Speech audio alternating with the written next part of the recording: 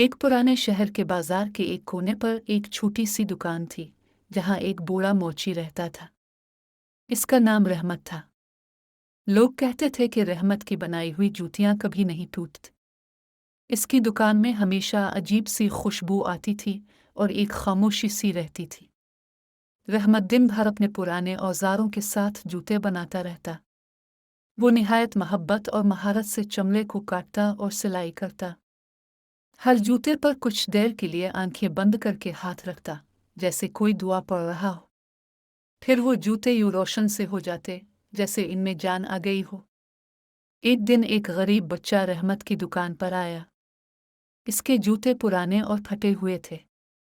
बच्चा बोला, चाचा, मेरे पास पैसे नहीं हैं, लेकिन क्या आप मेरे जूते ठीक कर सकते हैं? रहमत ने मुस्कुराकर कहा, बेटा, जूते नए बनाकर दूंगा। बच्चे ने हैरान होकर कहा, लेकिन मेरे पास देने के लिए कुछ नहीं। रहमत ने प्यार से कहा, बस दुआ देना। रहमत ने मोहब्बत से बच्चे के लिए जूते बनाना शुरू किए।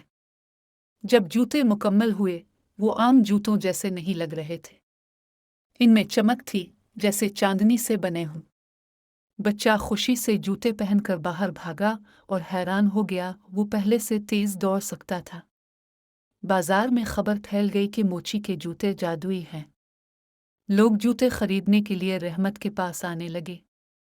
लेकिन रहमत सबको एक ही जवाब देता, मेरे जूते मोहब्बत और दुआ से बनते हैं, पैसों से नहीं। कुछ लोग मायूस होकर चले जाते, लेकिन कुछ ने समझा कि असल जादू पैसों में नहीं बल्कि मोहब्बत और खुलूस में है। एक दिन दुकान खाली थी।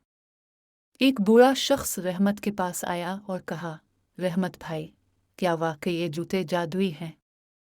रहमत ने मुस्कुराकर कहा, नहीं, जादू जूतों में नहीं, मोहब्बत और खुलूस में होता है। जो चीज़ मोहब्बत से बनाई जाए वो कभी नहीं टूटती। ये सुनकर बूढ़ा शख्स खामोशी से दुकान से बाहर निकल गया। कई साल बाद रहमत की दुकान बंद हो गई। लोग कहते हैं कि वो अचानक गायब हो गया, लेकिन इसकी दुकान के सामने आज भी वो कुर्सी रखी हुई है जहां वो बैठा करता था। जो लोग मोहब्बत से बनी चीज़ें तलाश करते हैं, वो आज भी इस दुकान की तरफ खींचे चले आते हैं। कहते हैं कि रहमत का जादू इसकी नेक नियत और मोहब्बत में था। आज भी जब कोई इस जगह से गुजरता है तो हवा में हल्की सी खुशबू महसूस होती है, जैसे दुआ और खुलूस की महक।